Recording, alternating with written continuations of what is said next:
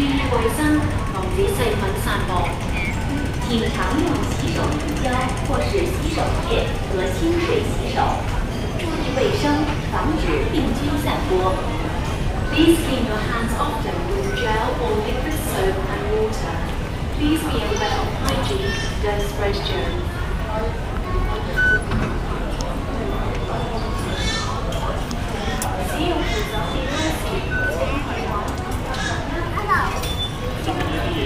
啊？装上去。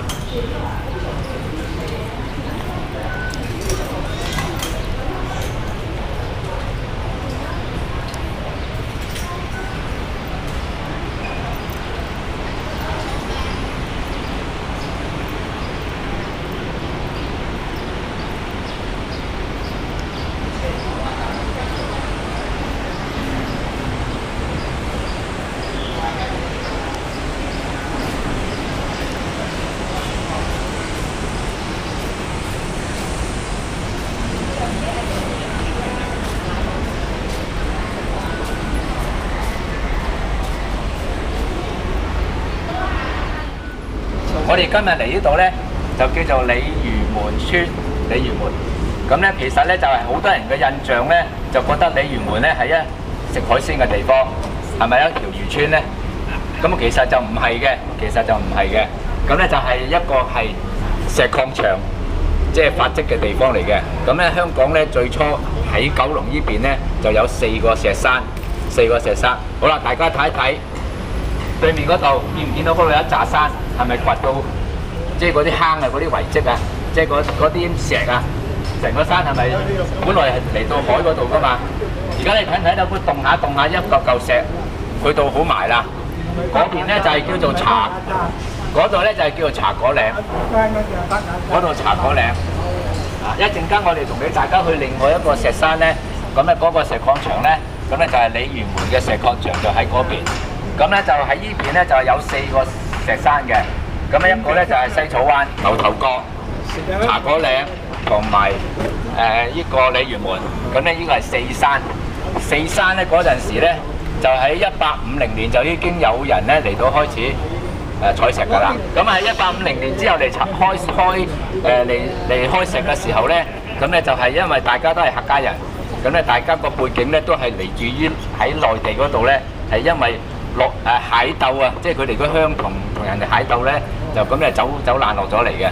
咁咧就係因為大家都係同個背景，而且咧就係分佈咗4個山咧，大家就各自咧就喺呢4個山區嗰度咧掘石、開石，咁啊嚟揾食啊。咁咧喺嗰個清朝嘅時候咧，咁呢個4山咧係會將啲石材咧，因為近海啊嘛，可以運送到去廣州，甚至到去到荷蘭啊，去到其他地方嘅。咁咧就係因為咁樣咧，咁啊清廷政府咧就要佢哋有抽稅，因為你有做生意啊嘛，喺佢個地段嗰度開採石啊嘛，故此咧，咁咧就喺九龍城寨嗰度咧就有個官府喺度噶嘛嗰陣時，於是咧就係委任咗4山入邊嘅頭人，即係委任咗佢哋負責人做頭人。呢個頭人嘅意思咧就話我負責呢一區，咁咧我就請啲石匠嚟。石匠嚟咧，我會負責佢哋嘅住宿食喺嗰度，你幫我開石啦得啦咁樣。咁於是咧4個地點四個地點咧都有個負責人，而呢個負責人咧就係清朝咧就係會委任佢咧就係做4山頭人，嗰個名稱叫做頭人。咁佢哋係做咩㗎？佢唔係真正有官職㗎喎，只係幫清廷政府係收稅㗎啫喎。但係咧佢出巡嘅時候咧好鬼架勢嘅，係頭戴花翎嘅，着官服嘅。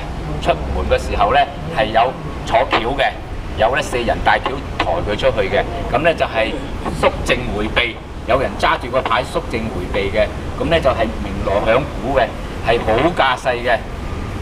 嗰陣時係有個，因為歷史文獻係寫咗落去嘅，係有啲咁嘅事嘅嚇。好啦，咁我哋今日嚟到呢個鯉魚門村咧，有幾個地方咧，呢個地方係可以講咧就係龍蛇混雜，即係喺嗰個。咁多年100多年嚟啊，就經過幾個歷史嘅階段。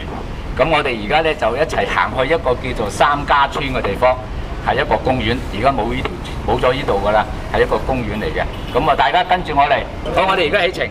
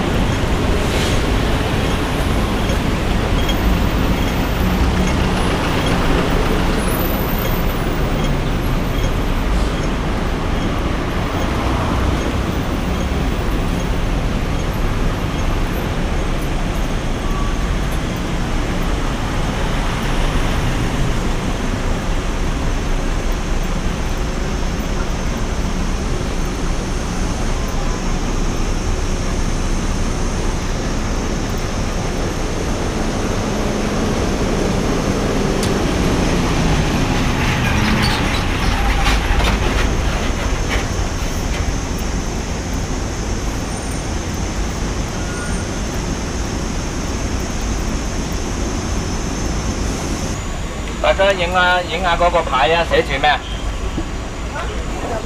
呢度路牌，唔係，就係我所講嘅4個山，四山街。呢條街就叫四山街，就紀念呢4個山嘅。就係邊4個山啊？西草灣、牛頭角、茶果嶺、鯉魚門，就呢4個山啊。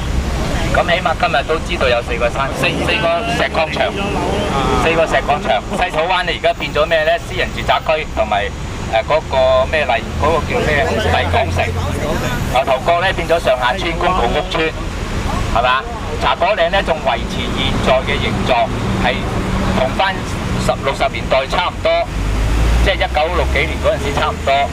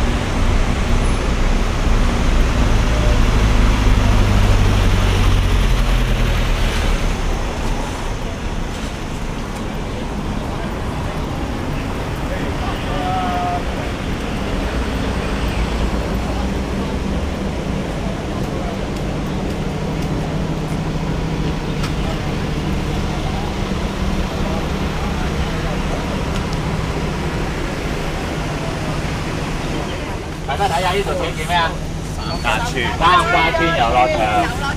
係啦，嗱三家村咧，其實咧喺鯉魚門嚟講咧，其實唔係叫鯉魚門村嘅，嗰陣時只能夠講叫做三家村、下環村、石環村，即係嗰個貓環村，即係嗰幾條村咧就喺嗰個海旁海邊咁樣一路過嘅。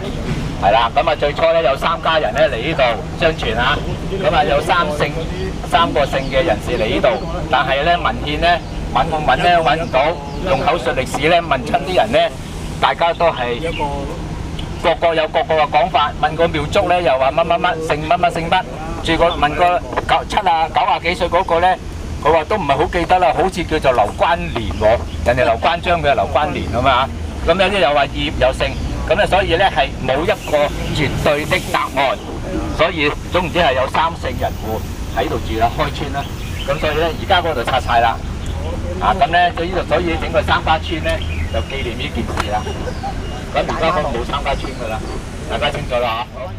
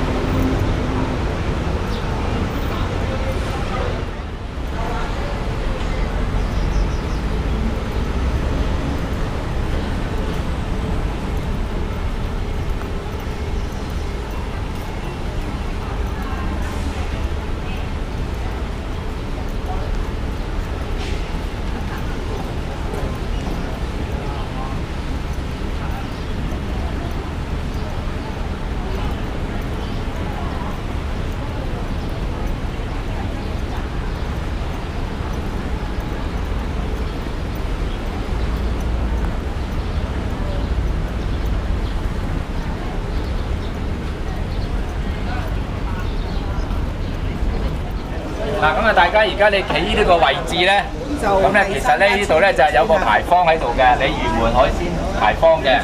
我後邊嗰個灣咧，而家叫做避風塘啊，三家村嘅避風塘啊。其實咧以前而家多啲人都係叫呢度叫做酒灣。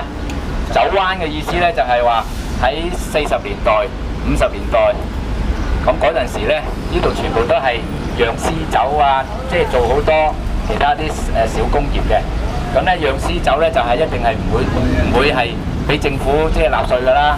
咁咧當有人嚟查嘅時候，追查嘅時候咧，佢哋咧就即刻將嗰啲嘢咧就倒晒落海嘅。咁咧又話因為或者係做蒸完酒之後咧，佢有啲叫酒槽咧，佢哋冇用㗎啦，有啲嚇。咁咧又掟落海喎。咁咧久而久之咧，本來嗰個咧就係臭渠嚟嘅，因為好多嗰啲排污都去晒嗰度嘅。本來係臭嘅係咪？因為有啲酒咧，原來啲可能釀絲酒太多啊，嗰啲酒氣仲冚蓋晒嗰啲臭糞味啊，所以咧越嚟越香喎。所以咧呢度個酒灣咧係俾即係經過咧就聞到一陣酒味嘅。個原因咧久而久之咧，啲人就知道呢個叫做酒灣啦，酒灣啊。咁咧我哋睇到咧，旁邊你哋嘅右手邊呢度係石軋工廠嘅。其實呢度以前就係三家村嗰個海邊嚟嘅。咁咧就係即係當佢拆咗村之後咧，就平整咗之後咧，就做咗工業區。咁而嗰邊咧就係有個碼頭，就係原裝係有個碼頭，就唔係咁整得咁靚嘅。咁嗰個碼頭就叫紀念啦，又叫三家村碼頭啦。嗱，咁我哋如果去東龍島咧，有兩個地方去嘅，一個就喺筲箕灣呢度啊，一個咧就喺呢度去嘅，喺東龍島，即係有來回船飛買嘅。朝頭早10點鐘開始，唔知隔30分鐘有一班船咁啊過東龍島，又翻嚟，有好多旅行團咧走嚟呢度食飯嘅。上晝去東龍島，跟住上翻嚟咁樣。呢個係酒灣啦，咁咧就見唔見嗰度好多海鮮啊？好多海鮮酒家，嗰度一辣啊！又即係同係有招牌嗰啲咧，全部都係而家咧大話咧都超過係50間㗎。即係啲海鮮酒家啊，同埋啲食肆啊咁樣嘅，超過50間有多嘅。嗱，咁啊呢度咪叫鯉魚門徑啊。咁其實咧就係為咗推廣食海鮮啊，所以咧整個咁嘅牌樓咧嚟到呢度啊，等啲人嚟。其實咧都係1960幾年之後嘅事嚟㗎啦。70年代開始先至開始越嚟越旺㗎。嗱，咁誒點解呢度變咗海鮮咧？以前就唔係海鮮嚟嘅，絕對唔係一個漁村，因為咧呢度個灣咧係做唔到魚嘅，因為嗰個鯉魚門咧係一個即係兩邊嘅一個出口嚟嘅。咁咧最窄嗰度咧就400米，最闊咧就500米。咁啊，當維多利亞港就另計啦，即係講依度嚟計啊嚇。咁咧所以咧就係話係啲水流比較急㗎，一個潮漲水去咧就好急㗎。即係一潮漲就一聲嚟，一潮退咧就一聲去嘅。咁咧就係亦都係捕唔到魚嘅。咁啊，捕到魚嘅地方喺邊度啊？筲箕灣嗰度咧有個灣啊，話名叫灣啊嘛。咁咧嗰度係一個避風塘嚟嘅，又係。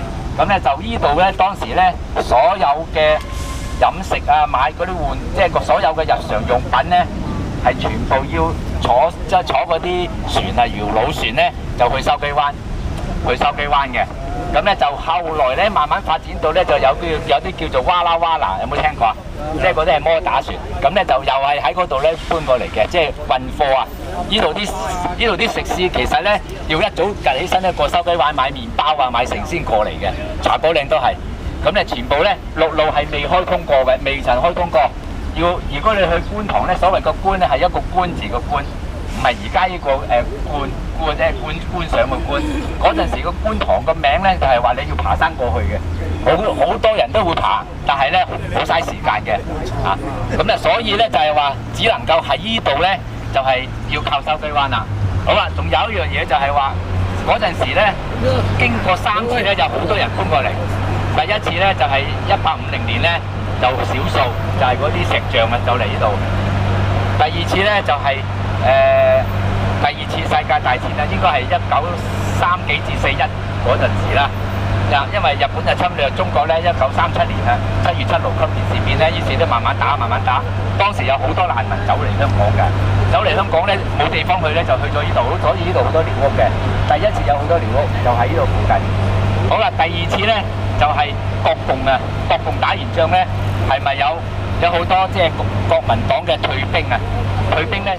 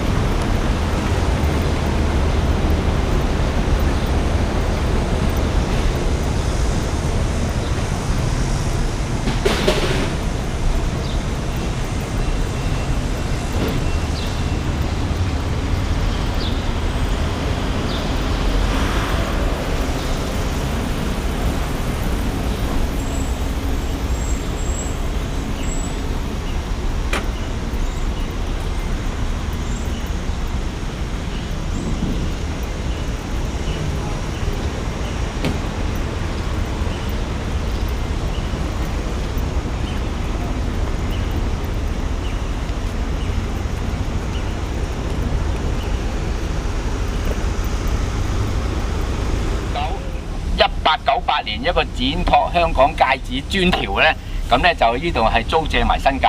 咁呢度咧嗰度有條 D25嗰條界石咧，就一邊咧就係東九龍，另外一邊咧就係新界。咁咧喺嗰個過程之中咧，咁嘅過程之中佢已經係租借咗啦嘛。咁所以咧喺1900年，咁佢咧就係直情係登陸呢啲地方啦。就喺鯉魚嗰度咧就起咗個港英政府就起咗個叫皇家碼頭，跟住咧就開始咧就係整條山路上去咧就係起炮台嘅，起咗成10幾20年，起到1940幾年先起好啊。咁喺嗰個過程之中咧就起咗歌賦炮台，又起咗一個叫做砵甸乍炮台。收尾咧就起埋一個咧叫做魔鬼山嘅靈堡。靈堡係做咩啊？居高臨下睇住兩個炮台。咁咧就係遠遠望到，於是咧就點樣打呢度去嗰度，咁啊即係一種指揮嘅作用，即係你有手有腳都要有個腦袋。靈堡咧就係一個腦袋，歌賦咧同埋砵甸乍咧就係手同腳啦。咁咧我哋咧就去過砵甸乍嗰個炮台嘅，但係咧嗰度雜草叢生。咁咧後來咧我哋又再去揾，就揾到個歌賦炮台，佢揾埋一個靈堡。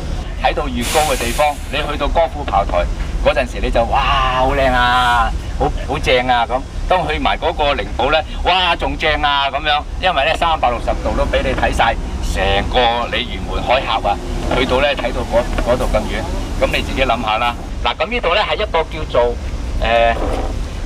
係宗教信仰區啊。嗱，有華嚴閣係佛教啦，有天主堂，咁啊係天主教嚟嘅嗰個天主堂係咪？咁亦都係有其他嘅過程嘅。咁咧就點解咧？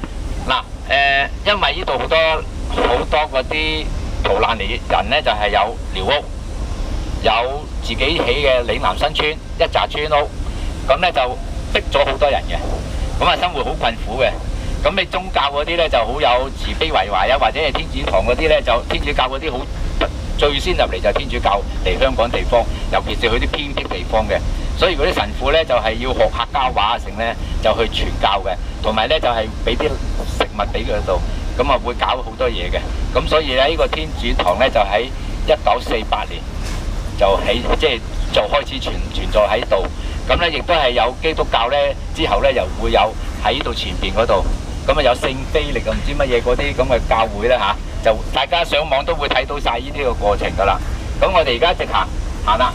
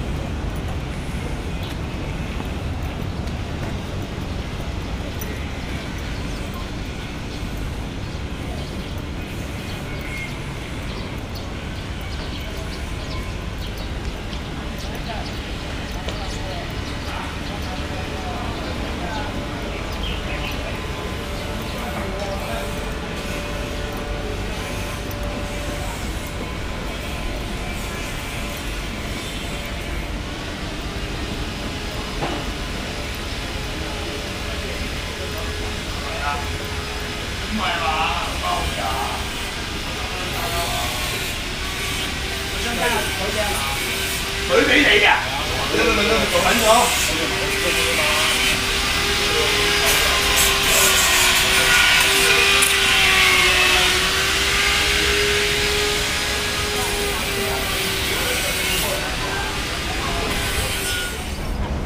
呢度係海旁嚟嘅，呢度係海旁嚟嘅，所以呢度叫做鯉魚門海旁道啊嘛。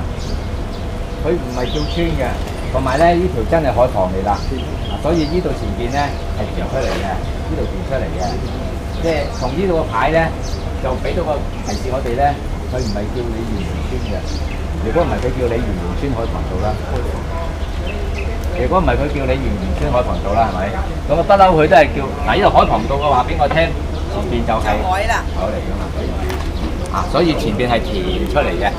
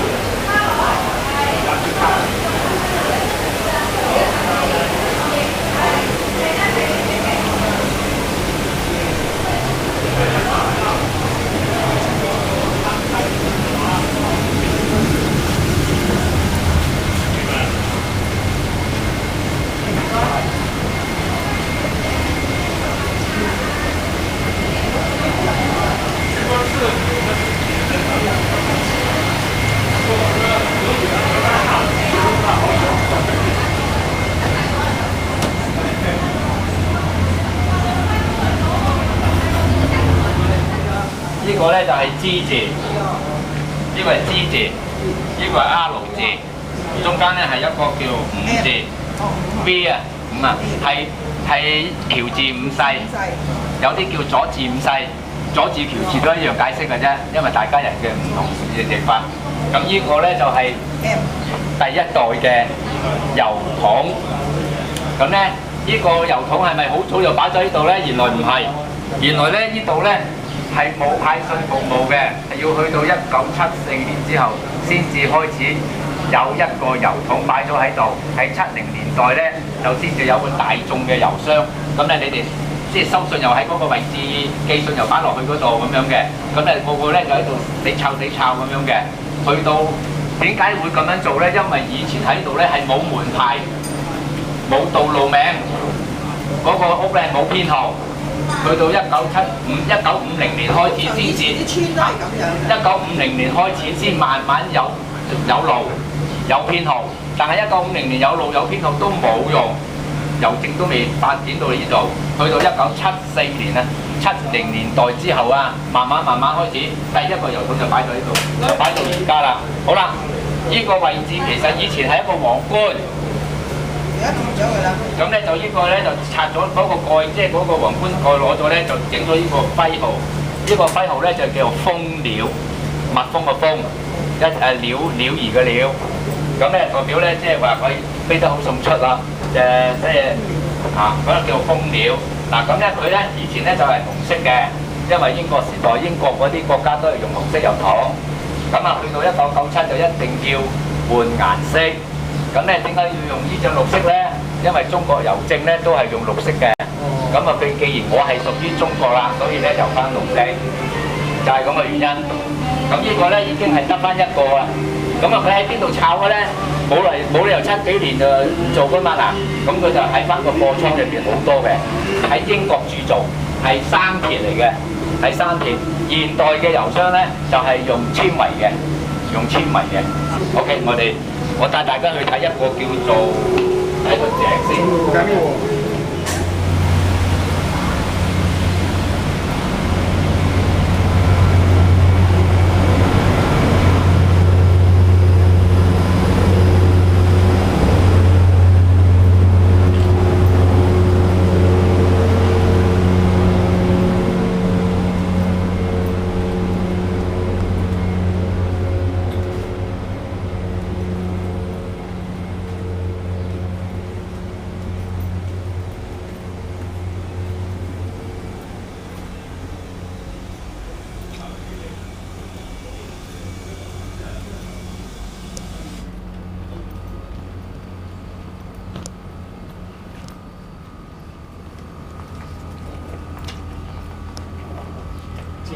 呢度個井咧係歷史最悠久嘅，係一個姓羅嘅家族，咁咧就喺度起咗個井係私人地方，但係由於制水咧佢就係唔緊要，大家用啦，所以咧就係開咗，即係本來有嘢圍住嘅，後來咧佢就俾大家用呢度咧就係一個係佢對呢度嘅公益事業咧就非常之好嘅，所以咧就安排埋呢個井俾啲人冇水飲嗰啲。咁咧就曾經試過幾次，我哋咪旱災嘅，冇水嘅，咁佢咧啲水咧就喺上邊嘅山嗰度山溪流落嚟嘅。咁呢個係石果緊住，而家我哋見到一個，其他嗰啲唔知去邊度啦。仲有一個喺個私人屋苑喺私人個屋入邊嘅有個，因為食水經過嘅，佢起咗喺個自己屋企啊。呢個咧就係起喺自己屋企嗰個姓葉嘅。呢個咧就起喺呢度咧就俾大家用嘅，佢本來就係呢度都係佢噶嘛，佢打開咗，你哋用啦，你哋用啦。呢個井咧係好有紀念性嘅，係第一個呢度嘅其中一個一齊開發嘅其中一個，其他嗰啲揾唔到啦。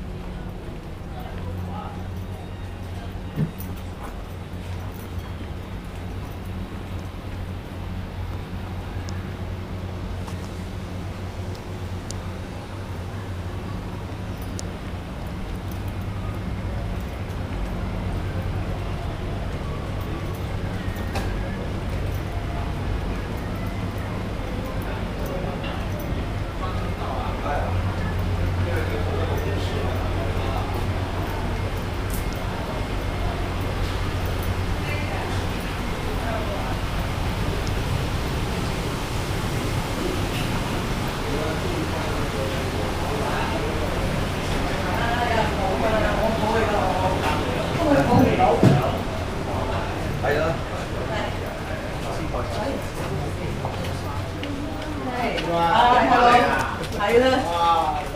生椰先㗎嘛，呢啲話係啊。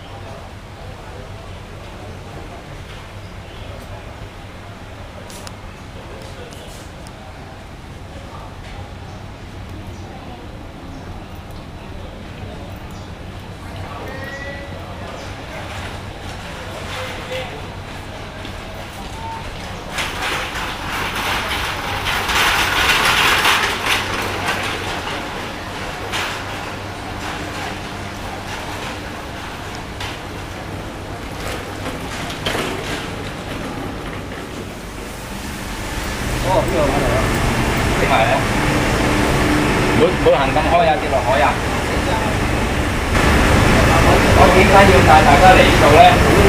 呢個咧係好重要嘅設施之一。上船嘅地方。係啦，皇家碼頭。係啦，呢度就係港英政府接收呢個鯉魚門嘅時候，咁一定要喺對面岸、對面海過嚟，咁啊一定要船來船往啦。嗰陣時陸路好難噶嘛，所以咧就起咗呢個碼頭叫做皇家碼頭。呢個設施就係咁樣嘅，而家冇變到嘅，冇拆到嘅，即係嗰啲呢個建築物冇拆到嘅。呢個位置就係皇家碼頭。咁咧嗰陣時連後來嘅水警咧都走咗嚟呢度上岸嘅，都泊喺呢度嘅，呢度上岸嘅，捉賊嘅。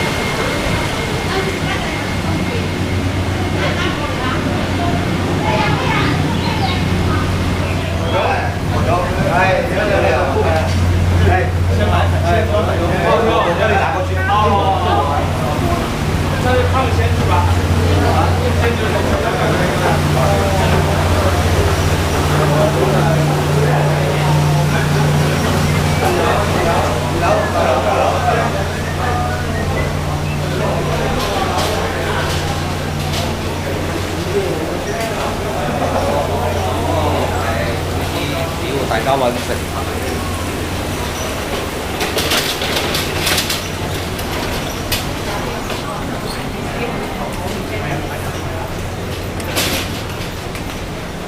和總有冇留位㗎？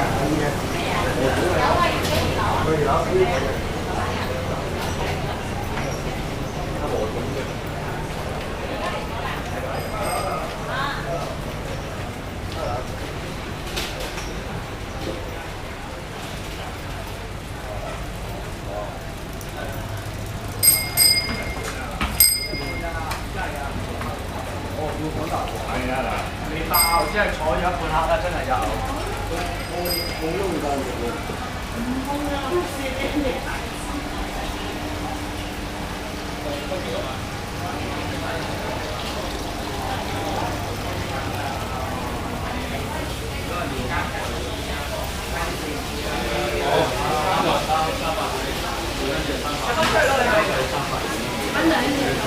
呢個啦，幾錢斤啊？呢個？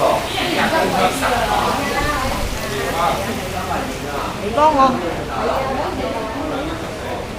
中山禮5啊，佢哋講。你都攞嘢嗰時啦。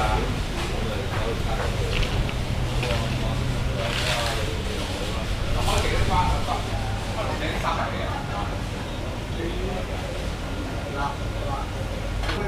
嗱，呢度咧，呢度有啲人口越嚟越多，咁小朋友都要讀書噶嘛，係咪？咁咧就係之前喺嗰個頭先個井嗰度旁邊嗰度咧，就有間民居咧，就係做咗海濱學校第一代個學校。嗰陣時只得係10零個小學生讀書，而家變咗民居，我費事帶大家去啦。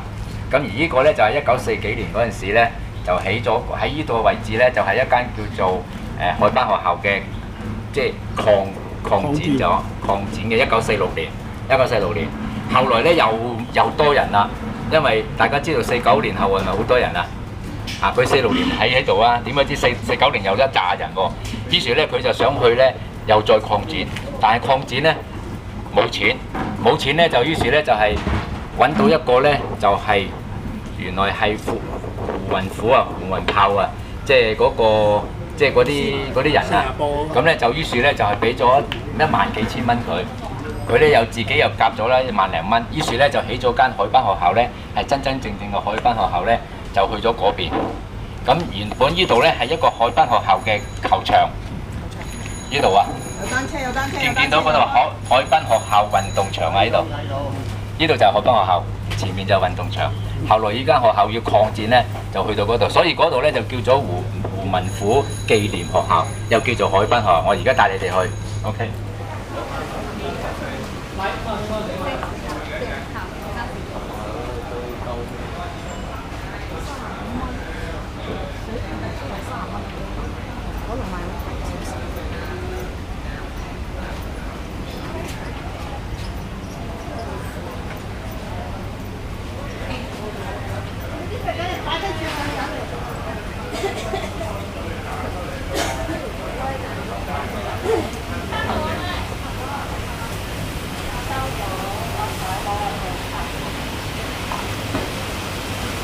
多唔多你就平過日本仔。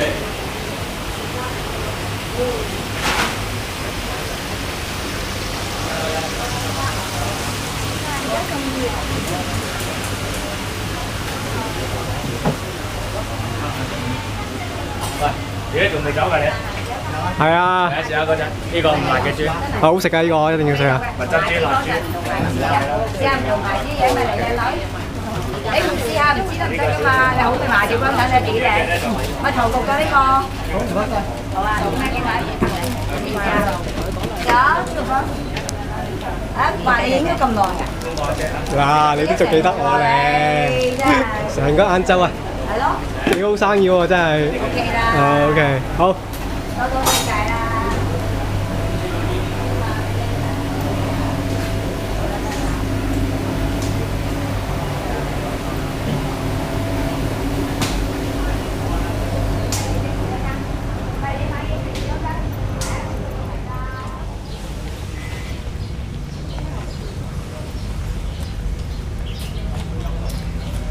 誒，揀喺上面，揀喺上邊啦。係喎。係咪啊？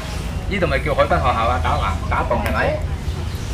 咁佢揾咗胡文虎，佢捐咗1萬幾蚊，於是就用胡文虎紀念啊嘛，係咪？係嘛？係嘛？仲有大家留意啊！全部都起晒出邊咧，就揾啲石品咧，就起個酒家嘅。見到有啲石橋啊、石柱啊，淨係呢度就唔整嘅，因為呢度係學校啊。據理力爭啊，唔準賣呢啲地俾其他發展商啊，即係或者其他嗰啲人啊，所以呢度咧就變咗一個，即係以前呢度係一個沙灘咁嘅款嘅，咁呢度係沙嚟嘅，咁啊喺啲學生喺度玩跳飛機啊嗰類嗰啲嘢嘅啫。咁依間咧就係喺翻嗰度寫住紀念胡文虎嘅，因為佢捐咗15000蚊。係啊，佢費事，本來唔係咁嘅嘢嘅，因為而家變咗創意館啊嘛，殺咗校啊嘛，喺1980幾年殺咗校啦，所以咧就係俾人活化。依間學校唔拆得，做活化。咁呢個咧就係一個呢度嘅小學嘅發展史，就係海濱學校。好啦，咁我哋而家行過去。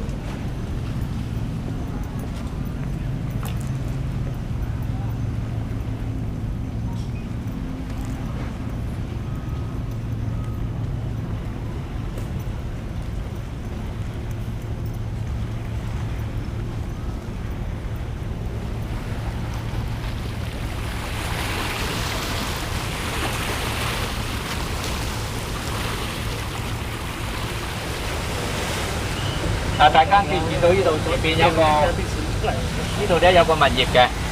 呢個物業咧就係霍英東的物業。呢個啊？呢度成個都係呢個位置。咁咧就傳聞話咧，霍英東咧係靠某咩起家走私。咁咧佢從來佢嘅自己嘅自傳咧就冇提到自己走私嘅。物流啊，物流啊。佢話做物流嘅啫。咁咧，但係咧當佢過咗身之後咧，有一個叫做廖長成，有冇聽過啊？有，而家仲廖長成咧就係撰文啊，即係寫文章。咁咧就係讚揚佢啊，為祖國咧，因為喺韓戰嘅時候咧係即係好多國家西方係禁運嘅，禁運啲嗰啲藥物啊、軍事啊、配件啊嗰類嗰啲嘅。咁咧就係霍英東咧係因為佢做物流啊嘛，即係而家叫物流啦，以前都唔叫物流呢個名稱嘅係咪？咁佢咧就專係做呢啲就運翻大陸嘅。咁所以喺個過程之中咧。所以喺嗰個過程之中，佢係揾到多少啦嚇。咁同埋咧，所以你有冇見過霍英東咧喺香港攞過任何嘢嘅？因為係對抗西方啊，西方係禁運噶嘛，佢係做呢樣嘢。但係咧，夜晚黑咧就喺呢度咧有隻叫做黑貓號啊，佢有隻係好鬼即係攞翻嚟係一個走私快艇嚟嘅。速度好鬼高驚人嘅，當時嚟講係啦，所以咧佢夜晚出動，所以就叫佢做黑貓。黑貓咁其實有3隻嘅，佢有3隻嘅。咁咧就夜晚出沒，但係咧通常係2、3點嘅。點不知越做越大膽喎，大膽到咧朝頭早都出沒喎，因為啲船都唔夠佢快。佢一開前嘅馬就著咗上去，但係終於有一次咧就係撞板啦。佢咧就係撞落嗰啲即係守佢嗰啲嗰度咧，撞到佢啊，成日諸如此類。但係被拉咗嘅，被拉咗。但係最撈尾咧就好多種原因啦，喺度角力啊各方面咧。終於淨係賠一，即係佢告佢旁邊嗰啲人，佢就甩身。但佢旁邊嗰啲人咧就係韞咗個零禮拜之後咧，佢判案即係判完啦。2個禮拜又話即係好多種原因咧，就唔係用好重嘅嘢嚟告佢，就冇提到走私呢一項，冇提到。如果走私呢一項咧就好緊要嘅，走私軍火嗰啲咧就好大件事嘅。但係終於擺平咗，總之點都好啦。呢個物業到而家仲係霍英東嘅，而佢咧就係靠呢度啊，夜晚黑啊，靠喺呢度咧就上岸嘅。咁咧就跟住噗一聲就出咗去鯉魚門嗰個海峽噶嘛，咁啊向嗰邊去咯。所以就係一個走私嘅好好嘅環境。嗱，咁呢個咧就係可以行到過去嘅。當係去嘅時候咧，真係可以行到過去嘅。但係如果水漲咪行到啦，係啦，水漲行唔到啦。呢度啊喺香港嗰個歷史。喺香港被攻陷過，即係日本仔啊攻陷香港嘅時候咧，呢度係一個好重要嘅保衛戰場。咁咧就日本仔咧喺12月8號喺新界嗰邊咧就攻過嚟。咁咧短去到12月13號咧就已經將新界嗰個咩城門水塘嗰個乜嘢馬其諾陣線嗰啲咁嘅醉酒灣防線都已經係無人之境嘅。咁咧就係12月13號咧深夜咧就係日本鬼子咧就嚟到呢度噶啦，嚟到呢度佔領咗呢度嘅波比山炮台係啦。咁啊12月13號嘅朝頭早咧，清晨咧英軍就喺呢度咧就走佬啊，走佬啊！咁咧12月夜晚黑都已經走佬噶啦，即係12號走佬噶啦已經。咁咧就係有隊叫做東江中隊，有冇聽過啊？有。係啦，咁咧就係12月13號。佢因為港英政府咧嗰陣時咧就係留低咗好多嘢搬走啊，但係有啲軍火、啲槍械搬唔喐，因為個驢仔120幾隻驢仔係搬槍械嘅，都搬唔切，人都上唔到船咁滯，因為咧本來就喺皇家碼頭嗰度嘅，點不知咧嗰支艇咧水退啊！嗰個位咧就入唔到嚟碼頭啊，所以逼住咧要走去嗰邊上啊，喺咗石礦場嗰頭嗰度上啊，所以咧就係臨走嗰陣時好急忙，最後咧就係留低咗咧好多支槍，啲槍支留低咗好多種食物，同埋120幾隻驢啊，嗰啲驢啊，通常佢係孭嘢上去嘅以前。咁咧嗰啲中隊嚟到之後咧，原來嗰啲嘢已經俾村民攞晒啦。咁於是中隊咧就呼籲啦。食物你哋唔使交出嚟，槍你哋一定要交出嚟。後來咧一攞出嚟咧，攞咗120幾支，相信唔止嘅，不過可能有啲人收埋咗啦。咁咧，於是嗰個中隊嗰啲人咧就攞咗啲槍支咧就對付翻即係日本鬼子啊！嗱咁咧喺13號、14號就已經咧就係、曾經有啲日本咧就喺度已經係炮火連天㗎啦，係咁打㗎啦。去到18號啊，因為咧炸咗北角嗰個唔知咩廠啊，嗰啲油漆廠啊，嗰啲唔知咩廠啊咁嚇，油庫啊咁，於是咧黑煙衝天，咁咧趁住嗰個黑煙啊成咧，佢嗰啲咁嘅強光燈咧，因為要俾分咗啲去俾照市區啊嘛，黑掹掹會俾人搶劫啊成噶嘛，會亂噶嘛，咁所以咧就係、嗰個速度轉嘅時候咧就慢咗，因為冇兩邊一齊對啊嘛，淨係得一支咁樣去，咁你睺住你去到個時候先咪游水過去咯，於是咧有隊日本兵咧就喺呢度游過去。用500碼，即係500米，最深嗰個500米，最淺係400米，咁咧就由呢度游過去嘅，游到去嗰邊啦，游到去嗰邊咧，於是咧就係攻陷咗嗰度啦，嗰度就曾經亦都係一個戰場嚟嘅，而家就係嗰個叫做博物館啦，嗰度啦嚇，嗰度下邊好多彈痕喺度，就係嗰度啦，就去攻陷咗度，係啦，咁咧就係18號攻陷過咗嚟香港啦，咁啊就咁去咧，又打到去咧。黃泥涌峽道嗰度嘅，第時咧有條戰線咧，我去過晒啦，由1點到10點，即係10個景點啊，一條。第日再有機會同大家行就唔使爬山嘅，因為2002年咧，林村咧有棵許願樹咧就冧鬼咗，咁佢咧食住條水，佢話我都係許願樹嚟㗎咁樣，今次咧就有個古仔就整咗出嚟，其實之前係冇呢個古仔嘅喎，我2002年咧就開始整呢個咁嘅嘢啊，相傳係啦，咁啊有好多逢係古仔都係相傳㗎啦，冇文獻睇到嘅。嗱，其實咧呢度咧以前咧就係話係一個石，即係嗰個塘口，即係嗰個石塘嗰個即係即係開石開到呢度咧，就係攞晒啲石啦，咁變咗有2個好大個窿，咁咧變咗咧就變咗好似水塘咁樣嘅，咁咧就係後來咧就填平咗。咁你講到佢有成8年，其實得60年光景，50幾年嘅咋，係啊，得50-60年光景啊！呢棵樹冇100幾年㗎嚇，咁所以呢個係咪咧唔知，因為揾唔翻嗰個女士啊。我哋而家喺度幾年啦，可能咁樣冇咁大嘅。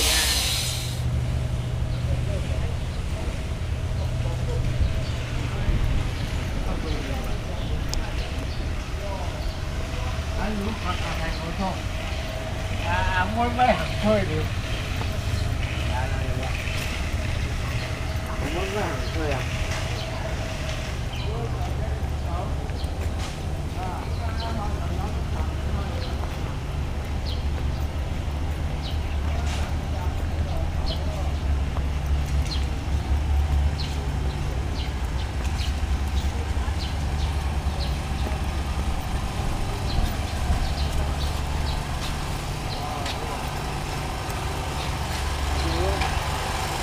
！Chạy trước,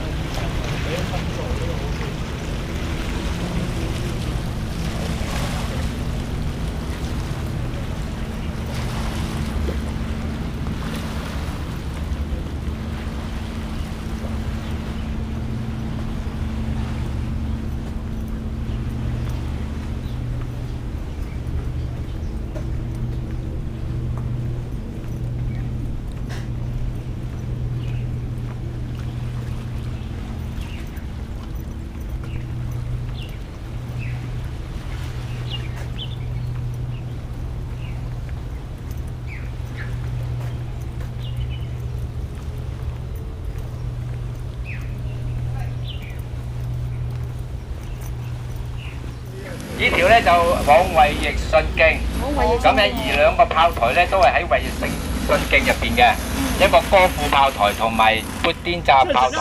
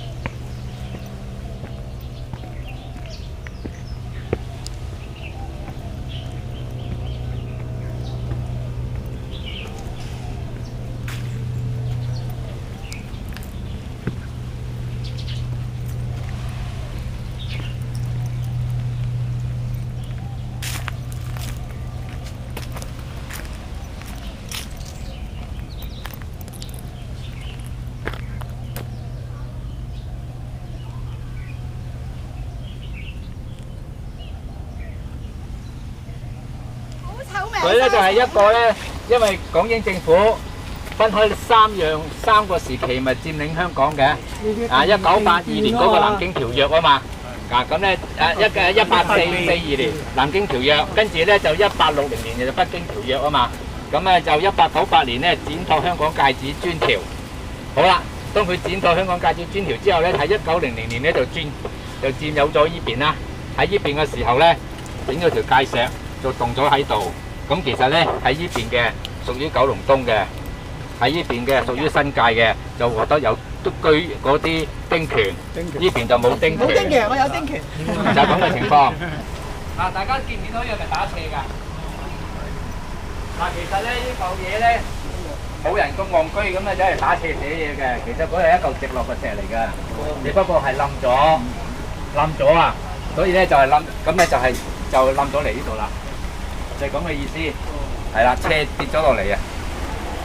一早有㗎啦，呢個石個名稱係一早有㗎啦，本嚟係打洞寫㗎，點不知係因為下邊嗰度即係可能日久之後咧即係唔穩固啊。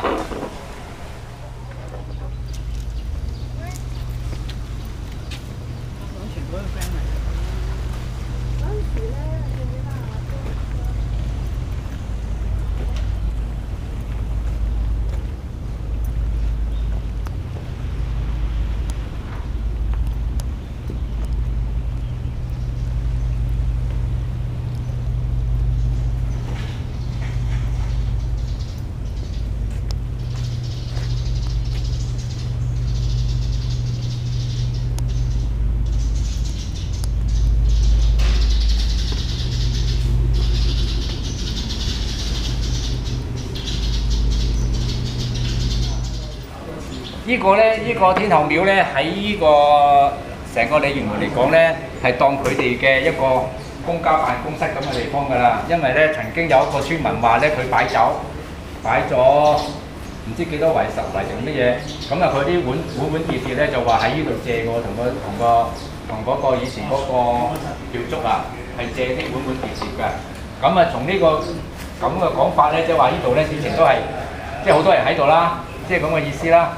咁咧仲有一樣嘢就係話咧，呢度有幾個神跡㗎，有張相啊，又話係佢顯靈咧，俾攝影師影到出嚟㗎。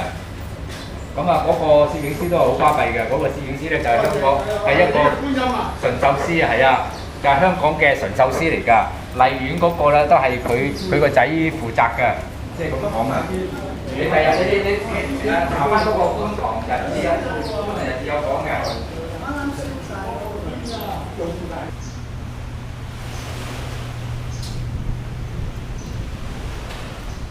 場火就俾2個消防。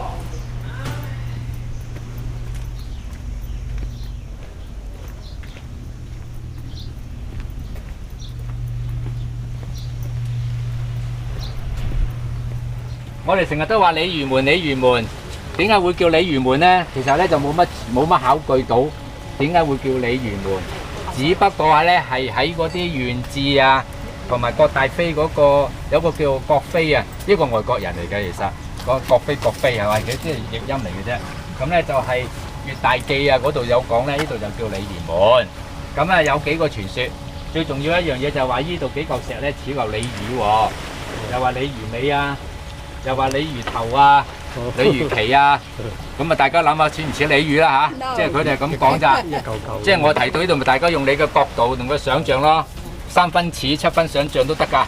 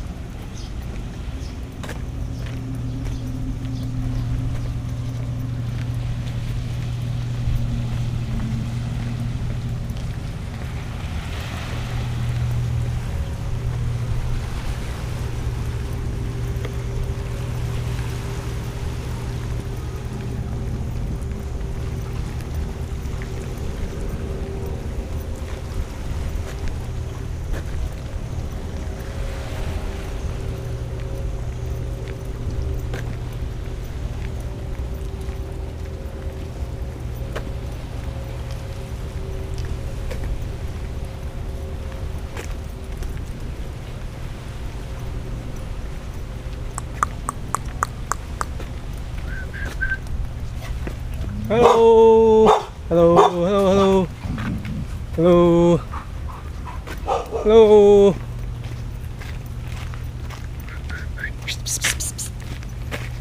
Hey, hello. 點啊？你哋好嘛？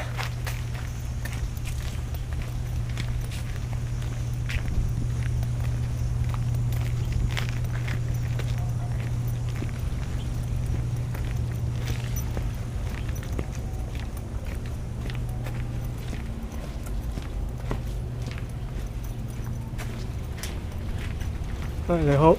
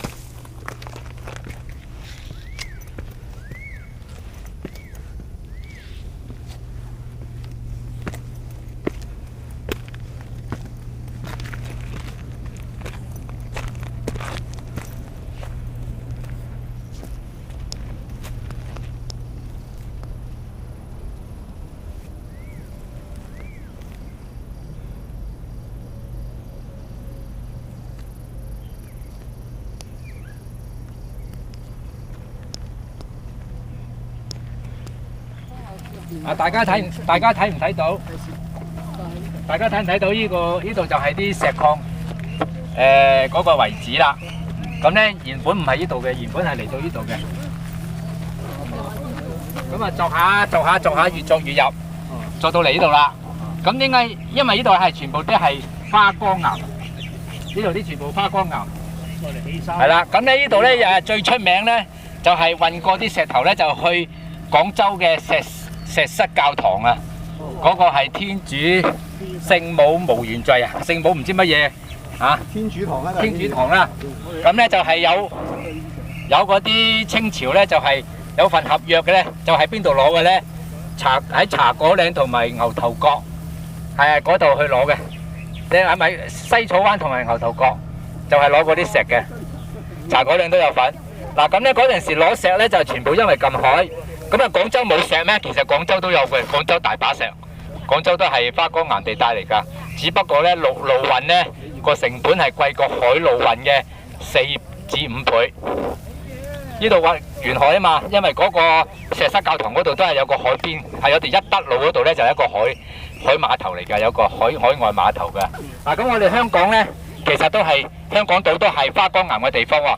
有冇見過阿公岩啊？石塘咀啊，嗰啲地方咪就係攞石㗎咯，啊嗰啲地方啊有幾個地方㗎，大家見唔見到嗰度啊？嗰個咧就係運石頭嘅碼頭啊，個之一嚟㗎，呢啲地方係咁樣線落去㗎。呢啲就係碼頭地方啊，嗰個遺址啊。呢個石礦場咧就去到1967年，因為係乜嘢咧？因為係暴動，咁啲人咧就將嗰啲石礦場嗰啲炸藥咧拎咗去咧做同胞勿近啊。咁咧所以咧就係防止再有啲，因為好驚嘅英國政府，好驚你呢啲咁嘅暴動嘅，即係有嗰陣時左派好盛行噶嘛，同你死過咁樣噶嘛，於是咧就係禁止石礦場有炸藥，冇炸藥咁點啊？咁咪做唔到爆唔到石咯。自此之後咧，石礦場就係判俾其他有啲地方，好似而家都仲有礦場㗎，都仲有㗎，嗰啲係受監管嗰啲。咁啊，乘機咧就係嗰啲人就冇咗咯。呢度石礦場冇咗作用啦，已經。咁咧呢度咧又分3批人，3批石匠。第一批石匠咧淨係勞力嘅啫，淨係識得摘落嚟。第二批咧就係揾煤丸嗰啲人啊，梅州嗰啲人咧過嚟咧，因為佢哋識作啲碑文啊，作啲花款啊，嗰邊咧係技工，嗰啲係高一級嘅技工。好啦，第3階段咧，因為咧係有青州英泥，有英泥發明啊，所以咧就用咗係石屎起樓啊，所以咧嗰啲石咧就冇乜用，但係咧有咩用咧就係愛嚟做石仔。故此咧，呢度咧就好多客家婦人就擔住啲黑帽啊，就作啊。咁啊，點解嗰啲工人唔作咩？因為佢哋係男人，出手好鬼重嘅，成日作咧作到唔係石仔啊，變咗石碎啊。所以咧就用嗰啲女人坐喺度，咁啊攞有幾隻保護嗰啲皮嗰啲手指，咁啊慢慢揼。咁佢哋啲力咧係始終唔及男人噶嘛。佢啲力係原來啱啱好嘅，夠幼細，揼到咧就係咁上下大粒。咁所以咧就係好多嗰啲客家婦人咧就係揼石仔，就又養活咗，養到啲仔女讀大學嘅。啊，佢哋嗰啲講咧就係話，係嘛？揼石仔。好啦，咁我哋咧呢度睇完個礦場啦，嗬。係。啊，冇嘢睇咧，就因為呢度個平面啊，如果係喺炮台上邊咧就好鬼靚㗎。咁我哋而家咧就翻去啦，好嘛？好。好，啱翻去，啱好，走人。我嗰陣時起大會堂打到回江嗰個石碑啊，嗰個有英女王啊，有咩都係揾到五華嘅師傅去做，另外又整一間。